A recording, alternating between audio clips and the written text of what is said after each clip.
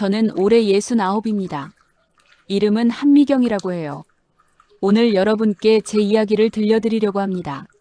30년을 함께한 친구들과 헤어진 이야기예요. 듣고 나시면 아마 생각하시게 될 겁니다. 지금 내 곁에 있는 사람이 정말 나를 위한 사람인지 아니면 나를 지치게 만드는 사람인지요. 3년 전 봄이었어요. 저는 매주 목요일마다 이상한 증상을 겪기 시작했습니다. 아침에 눈을 뜨면 몸이 천근만근이었어요. 가슴이 답답했고 숨쉬기가 힘들었습니다. 식욕도 없었죠. 밥을 보면 속이 메스꺼웠어요. 처음엔 어디 아픈 줄 알았습니다. 나이가 있으니까 혈압이 올랐나 싶었어요. 아니면 심장에 문제가 생긴 건가 걱정도 됐습니다. 남편 성우가 병원에 가보라고 했어요. 여보, 병원 한번 가봐요. 요즘 얼굴색이 안 좋아. 그래서 동네 내과에 갔습니다. 혈압을 재고 피 검사를 했어요. 심전도도 찍었습니다. 일주일 후 결과를 들으러 갔죠. 의사 선생님이 차트를 보더니 말씀하시더라고요. 몸에는 아무 이상이 없으세요. 혈압도 정상이고 심장도 건강합니다. 그럼 왜 이렇게 힘들까요? 혹시 스트레스 받으시는 일이 있으세요? 스트레스요? 저는 고개를 저었습니다. 38년 동안 남편과 함께 작은 슈퍼를 운영했어요. 새벽 6시에 문 열고 밤 9시에 문 닫는 생활이었죠. 쉬는 날도 거의 없었습니다. 4년 전에 가게를 정리했어요. 이제는 남편과 단둘이 조용히 살고 있습니다. 딸은 부산에 살아요. 사위도 좋은 사람이고 외손주가 둘 있습니다. 한 달에 한두 번 영상통화를 해요. 건강도 괜찮고 경제적으로도 크게 어렵지 않았습니다. 남들이 보면 평온한 노년이었죠. 그런데 왜 목요일만 되면 이렇게 힘들까요? 집으로 돌아오면서 곰곰이 생각해봤어요. 목요일에 뭐가 있지? 그때 떠올랐습니다. 목요일 오후 3시. 친구들과의 정기 모임이 있는 날이었어요. 우리 모임은 30년 전에 시작됐습니다. 저희가 지금 사는 아파트로 이사 온 게 1994년이었어요. 그때 같은 동에 사는 주부들끼리 자연스럽게 친해졌죠. 김혜숙, 박소영, 이정희. 저까지 4명이었습니다. 처음엔 아이들 때문에 만났어요. 아이들이 같은 학교에 다녔거든요. 학부모 모임에서 인사를 나누다가 가까워졌습니다. 아이들 키우면서 많이 의지했어요. 급하게 아이를 맡겨야 할 때 서로 돌봐줬고 반찬도 나눠 먹었습니다. 명절이면 함께 모여 김치를 담갔어요. 남편들끼리도 친해졌습니다. 등산도 함께 가고 명절에는 가족 단위로 여행도 갔어요. 정말 가족이나 다름없었죠. 30년이면 긴 세월입니다. 아이들이 초등학생일 때 만났는데 이제는 다 결혼해서 자기 가정을 꾸렸어요. 손주들도 있고요. 그 세월 동안 저는 이 친구들과 함께 울고 웃었습니다. 남편 가게가 안 될 때, 시어머니 돌아가셨을 때, 딸 대학 입시 때 모두 함께 했어요. 저도 친구들 힘들 때 곁에 있었습니다. 혜숙이 시아버지 돌아가셨을 때 장례식장에 달려갔고 소영이 수술할 때 병원에서 밤새 지켰어요. 그런데 언제부턴가 이상했습니다. 모임에 다녀오면 기운이 쭉 빠졌어요. 처음엔 나이 들어서 그런가 보다 했습니다. 체력이 예전 같지 않으니까요. 하지만 다른 날은 괜찮은데 목요일만 유독 그랬어요. 그날도 저는 모임에 나갔습니다. 단골 카페 창가 자리에 4명이 모였어요. 항상 앉던 자리였습니다. 커피를 시키고 케이크를 주문했어요. 혜숙이가 먼저 입을 열었습니다. 우리 아들이 이번에 부장으로 승진했어. 축하 인사가 쏟아졌어요. 와, 대단하다.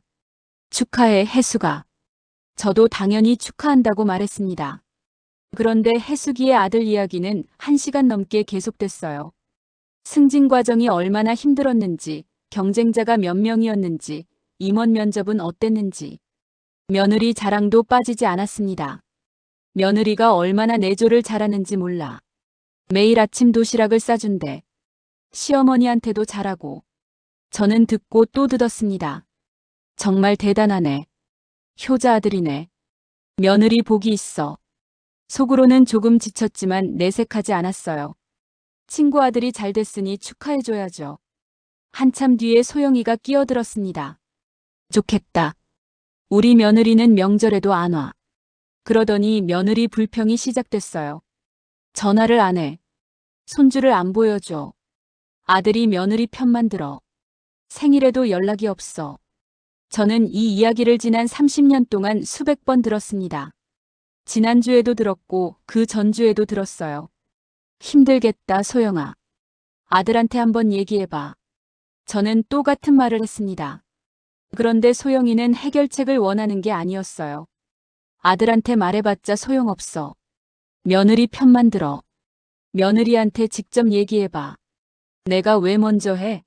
며느리가 먼저 해야지. 정희가 한숨을 쉬었습니다. 나는 요즘 무릎이 너무 아파.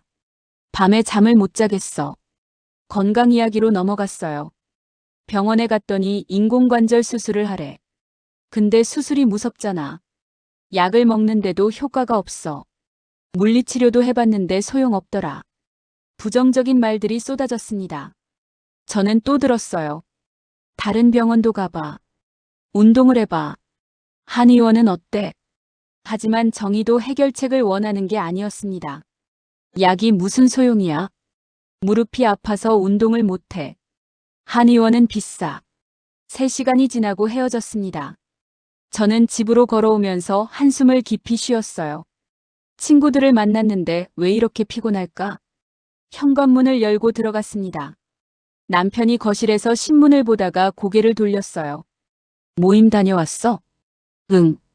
재미있었어? 저는 대답하지 못했습니다. 재미있었냐고요? 전혀 재미있지 않았어요.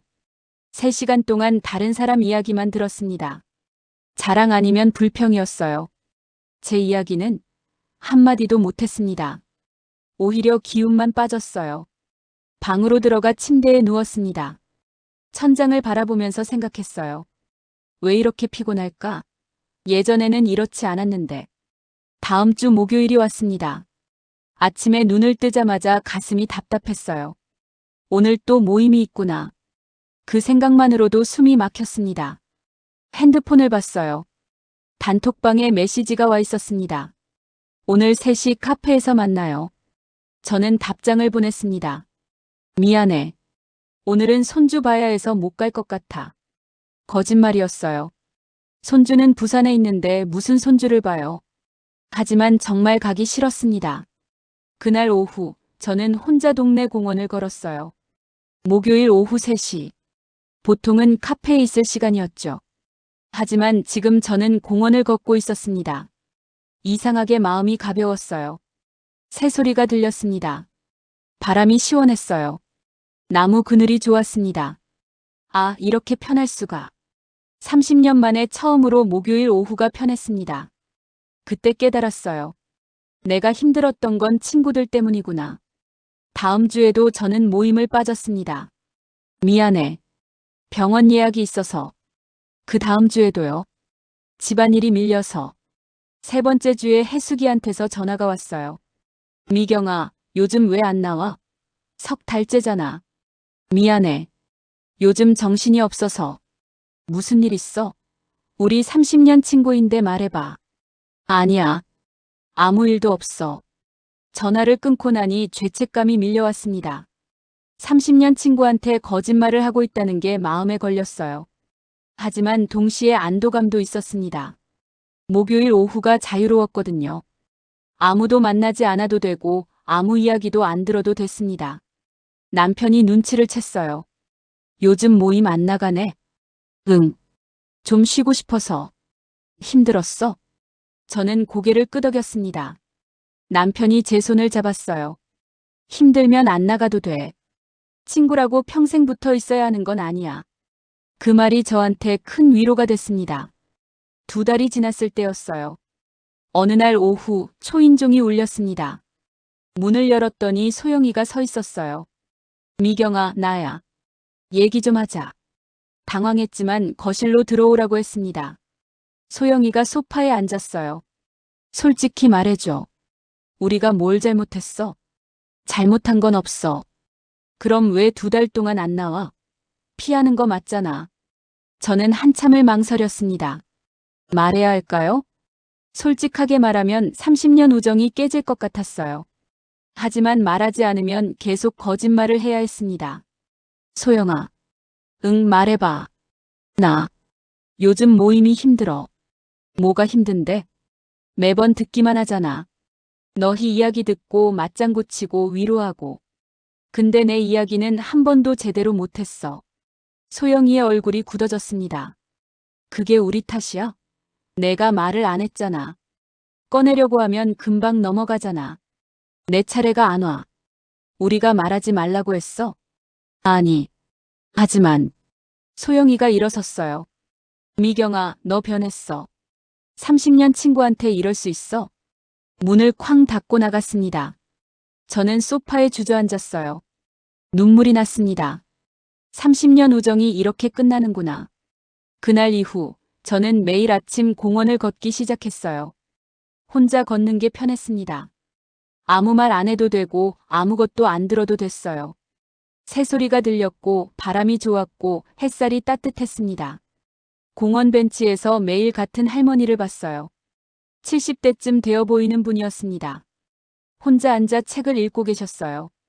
사흘째 되던 날 그분이 먼저 말을 걸었습니다. 매일 걸으시네요. 네. 요즘 걷는 게 좋아서요. 저도요. 혼자 걸으면 머리가 맑아지더라고요. 장윤희 씨였어요. 72세라고 하셨습니다. 이 동네에 산 지 5년 됐고 남편과 사별하셨다고 했어요. 혼자 안 외로우세요? 제가 물었더니 윤희 씨가 웃으셨습니다. 처음엔 외로웠어요. 그래서 친구 모임에 많이 나갔죠. 근데 만나고 나면 더 지치더라고요. 제 가슴이 뛰었습니다. 똑같았거든요. 그래서 어떻게 하셨어요? 정리했어요. 다 끊었어요. 후회 안 하셨어요? 처음엔 미안했죠. 주변에서 변했다고도 하고. 근데 지금은 이게 맞았다 싶어요. 윤희 씨가 하늘을 보며 말씀하셨습니다. 불편한 100명보다 편안한 혼자가 나아요. 외로움은 잠깐이에요. 적응하면 괜찮아져요. 근데 불편함은 계속되거든요. 그 말이 제 가슴에 와닿았습니다. 불편한 100명보다 편안한 혼자. 석 달이 지났을 때 저는 결심했습니다. 친구들한테 제대로 말하기로요. 피하기만 하면 안 될 것 같았어요. 다음 목요일 오랜만에 모임에 나갔습니다. 친구들이 반겼어요. 미경아, 어디 아팠어? 많이 걱정했어. 저는 미안하다고 말하고 자리에 앉았습니다. 평소처럼 이야기가 흘러갔어요. 해수기의 손주 자랑, 소영이의 며느리 불평, 정희의 건강 걱정. 저는 입을 열었습니다. 나 할 말이 있어. 세 사람이 쳐다봤습니다. 나 요즘 모임이 힘들었어. 침묵이 흘렀어요. 30년 동안 나는 들었어. 너희 이야기 다 들었어. 자랑도 듣고 불평도 듣고. 근데 내 이야기는 한 번도 제대로 못했어. 해수기가 먼저 말했습니다. 그게 우리 탓이야? 내가 말을 안 했잖아. 말할 틈이 없었어. 항상 누군가 먼저 이야기를 시작했고 그게 끝나면 또 다른 사람 이야기가 시작됐어. 내 차례는 안 왔어. 소영이의 얼굴이 붉어졌습니다. 지금 나한테 하는 말이야? 30년 친구한테? 미안해, 소영아. 근데 나도 솔직하고 싶어. 매주 같은 며느리 불평 듣는 거 힘들었어. 해결할 생각도 없으면서 왜 매주 같은 이야기를 해? 자리가 싸늘해졌습니다. 정희가 일어섰어요. 미경아, 너 많이 변했다. 정말 실망이야. 세 사람이 먼저 나갔습니다. 저는 혼자 남았어요. 가슴이 아팠습니다. 하지만 동시에 시원하기도 했습니다. 30년 만에 처음으로 속마음을 말했거든요. 1년이 지났습니다. 제 일상이 완전히 바뀌었어요. 목요일 오후 예전엔 모임에 갔지만 이제는 공원을 걷습니다. 윤희 씨와 종종 차를 마셔요. 무거운 이야기는 없습니다. 날씨 이야기, 꽃 이야기, 가벼운 얘기들이에요. 동네 문화센터에서 수채화 교실을 등록했습니다. 매주 화요일 2시간씩 그림을 그려요. 물감을 칠하면 마음이 고요해집니다. 새로운 사람들을 만났어요. 자랑도 없고 불평도 없습니다. 혼자 있는 시간이 많아졌습니다. 하지만 외롭지 않아요. 아침에 산책하고, 낮에 그림 그리고, 저녁에 남편과 차 한 잔 마십니다. 조용하고 평화롭습니다. 남편이 말했어요. 요즘 표정이 밝아졌어. 나도 그런 것 같아. 친구들 생각 안 나? 가끔 나. 30년을 함께 했으니까. 근데 후회는 안 해. 내가 편해졌으니까. 어느 날 마트에서 정희를 마주쳤습니다. 잠깐 어색한 침묵이 흘렀어요. 잘 지내? 응. 너는? 나도. 짧은 대화였습니다. 예전 같은 친밀함은 없었어요. 하지만 그 정도면 됐습니다. 1년 반이 지났을 때 해숙이한테서 연락이 왔어요. 미경아, 커피 한 잔 할 수 있을까? 망설였지만 만나기로 했습니다. 카페에서 마주 앉았어요. 해숙이가 먼저 입을 열었습니다. 그때 많이 생각했어. 내 말이 맞았어. 저는 놀랐어요. 우리가 너한테 일방적이었던 것 같아.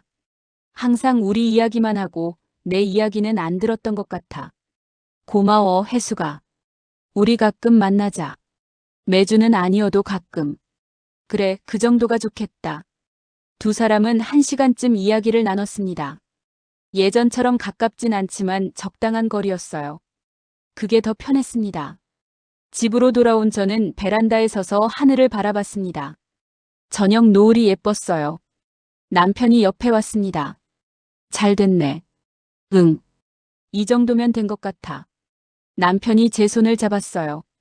저는 깨달았습니다. 나이 들면 관계도 변한다는 것을요. 30년을 함께 했어도 안 맞을 수 있다는 것을요. 오래 알았다고 좋은 게 아니라는 것을요. 불편한 100명보다 편한 혼자가 낫다는 것을요. 그리고 혼자여도 괜찮다는 것을요. 자신을 위해 선택하는 것은 이기적인 게 아닙니다. 자신을 사랑하는 것입니다. 남은 인생을 위한 선택입니다. 저는 69의 30년 우정을 내려놓았습니다. 그리고 이른의 평화를 찾았습니다. 혹시 지금 이 글을 읽고 계신 분 중에 저와 같은 마음이신 분이 계실까요? 만나고 나면 지치는 친구가 있으신가요? 듣기만 하고 말은 못하는 관계가 있으신가요? 억지로 만나고 있는 사람이 있으신가요? 그렇다면 기억하세요. 불편한 관계를 정리하는 건 나쁜 게 아닙니다. 이기적인 게 아니에요. 남은 인생을 위한 선택입니다.